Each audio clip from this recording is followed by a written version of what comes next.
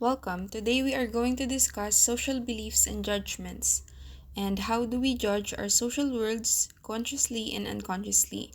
So, in this discussion, we are going to understand how judgments are both influenced by unconscious and conscious systems. So, according to Nobel Prize winner Daniel Kahneman, we have two brain systems. The first system, which is the system one, is the intuitive, automatic, unconscious, and fast way of thinking, while the system two is the deliberate, controlled, conscious, and slower way of thinking.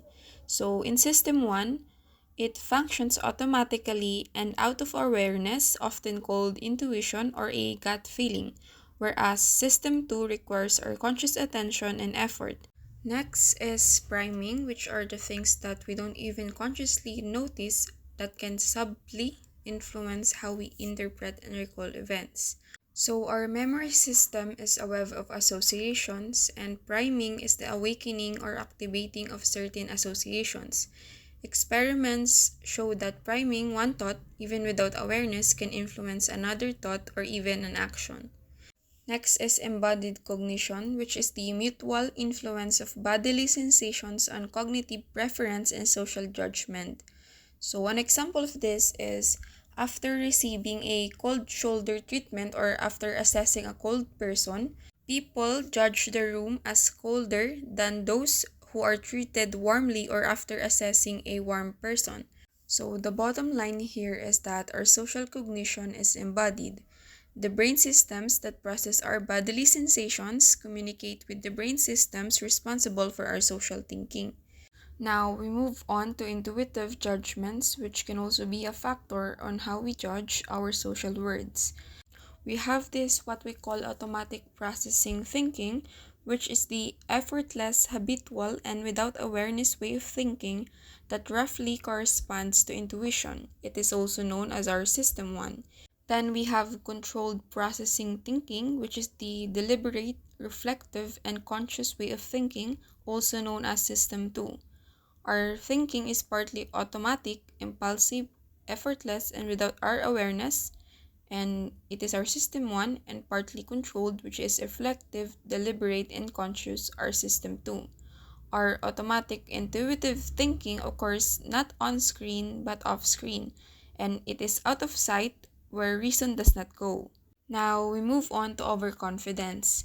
So far, we have seen that our cognitive systems process a vast amount of information efficiently and automatically, but our efficiency has a trade off. As we interpret our experiences and construct memories, our automatic system 1 intuitions are sometimes wrong. Usually, we are unaware of our errors. In other words, we display overconfidence. Overconfidence phenomenon is the tendency to be more confident than correct, to overestimate the accuracy of one's beliefs. And then we have confirmation bias. People also tend not to seek information that might disprove what they believe. We are eager to verify our beliefs, but less inclined to seek evidence that might disprove them. This is the phenomenon we call confirmation bias. Next, we have heuristics or our mental shortcuts. With precious little time to process so much information, our cognitive system is fast and frugal. It specializes in mental shortcuts. With remarkable ease, we form impressions, make judgments, and invent explanations. We do so by using heuristics, simple, efficient thinking strategies. Heuristics enable us to make routine decisions with minimal effort. So, in other words, heuristic is a thinking strategy that enables quick, efficient judgments. So, we have two kinds of heuristic. The first one is the representativeness heuristic, which is to judge something by intuitively comparing it to our mental representation of a category, and to use the representative heuristic, we usually reflect reality. It is the typicalness. And to add more, representativeness heuristic is the tendency to presume, sometimes despite contrary odds, that someone or something belongs to a particular group resembling a typical member. The other heuristic is the availability heuristic.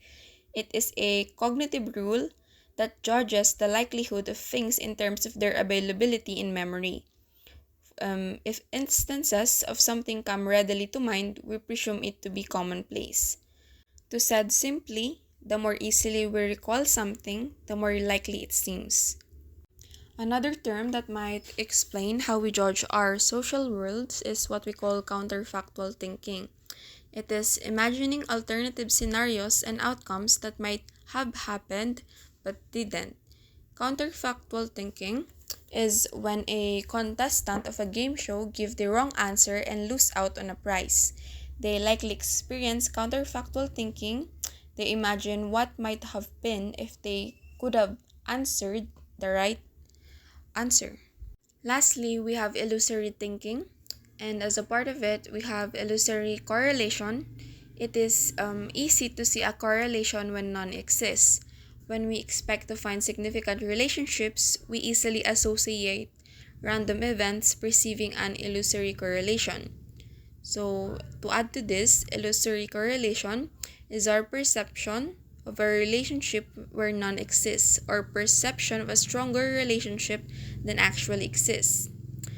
So now we move on. How do we perceive our social worlds? So, understanding how our assumptions and prejudgments guide our perceptions, interpretations, and recall are going to be discussed here. So, a concept in which it influence how we perceive our social worlds is what we call political perceptions. Um, it is the way that our political perceptions influences how we see other people. Um, for example, once you have a belief, it influences how you perceive all other relevant information. Once you see a country as hostile, you are likely to interpret ambiguous actions on their part as signifying their hostility. Another concept that can influence how we perceive our social worlds is belief perseverance. It is the persistence of one's initial conceptions, such as when the basis for one's belief is discredited, but an explanation of why the belief might be true survives. Next, we have misinformation effect. It is incorporating misinformation into one's memory of the event after witnessing an event and receiving misleading information about it. So next, reconstructing our past attitudes and behaviors. So a man should never be ashamed to own that he has been in the wrong, which is but saying in other words that he is wiser today than he was yesterday. Our memory construction enables us to revise our own histories. So my understanding on this is that in able to better perceive our social worlds, we have to reconstruct our past attitudes and past behavior. Kailangan nating pag-isipan or i-review yung mga nakaraan nating attitudes and behavior. In that way, we can better perceive our social worlds. So next, how do we explain our social worlds? Our judgments of people depend on how we explain their behavior. Depending on our explanation, we may view a homeless person as lacking initiative or as a victimized by job and welfare cutbacks. Sometimes, people mistakenly attribute a behavior to the wrong source. This is what we call misattribution. An example of this is a group of colleagues have done a study in which they have found out that men are more likely than women to attribute a woman's friendliness to sexual interest. Men's misreading of women's warmth as a sexual come-on is an example of misattribution that greatly contributes to sexual harassment or even rape. Then next we have attribution theory. It is how we analyze and explain people's behavior and what we infer from it. So an example is when a teacher wonders whether a child's underachievement is due to a lack of motivation and ability. This is what we call disposition. An example is when a teacher wonders whether a child's underachievement is due to a lack of motivation and ability. which what we call dispositional attribution, or to physical and social circumstances, which is what we call situational attribution. Also, some of us are more inclined to attribute behavior to stable personality. Others tend more to attribute behavior to situations. So we have this concept of spontaneous trait inference. It is an effortless automatic inference of a trait after exposure to someone's behavior. Next, we have the fundamental attribution error. We may infer that people fall because they're clumsy rather than because they were tripped, that people smile because they are happy rather than faking friendliness, and that people speed past us on the highway because they're aggressive rather than late for an important meeting. This discounting of the situation is what we call the fundamental attribution error. To tell it or speak of it more profoundly, fundamental attribution error is the tendency for observers to underestimate situational influences and overestimate dispositional influences upon others' behavior. So, why do we make the attribution error? So far, we have seen a bias in the way we explain other people's behavior. Another reason is our perspective and situational awareness. Attribution theories have pointed out that we observe others from a different perspective than we observe ourselves. When we act, the environment commands our attention. When we watch another person act, that person occupies the center of our attention and the environment becomes relatively invisible. If I'm mad, it's the situation that's making me angry, but someone else getting mad may seem like an ill tempered person. The fundamental attribution error is the observers underestimating the situation. And another reason might be cultural differences. Cultures also influence attribution error. An individualistic Western worldview predisposes people to assume that people, not situations, cause events. So, how do our social beliefs matter? Our social beliefs and judgments do matter. They influence how we feel and act, and by doing so, may help generate their own reality. When our ideas lead us to act in ways that produce their apparent confirmation, they have become what sociologist Robert Merton termed self-fulfilling prophecies, beliefs that lead to their own fulfillment. And a type of self-fulfilling prophecy is the behavioral confirmation, whereby people's social expectations lead them to behave in ways that cause others to confirm their expectations. Finally, let us ask, what can we conclude about social beliefs and judgments?